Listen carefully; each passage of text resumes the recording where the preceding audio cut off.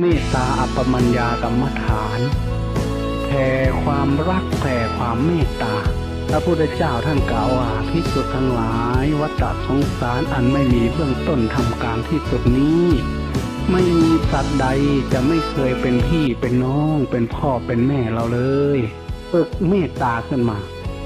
เมตตาอัปปมัญญาไม่มีเบื้องต้นไม่มีประมาณนะ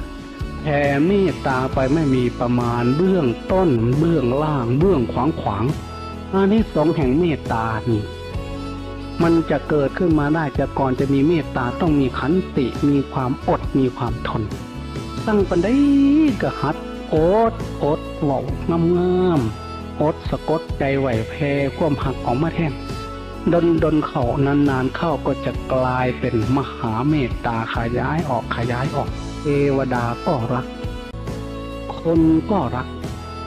คนเฮานี่หักกันย้อนความดีความงามความปากความเบา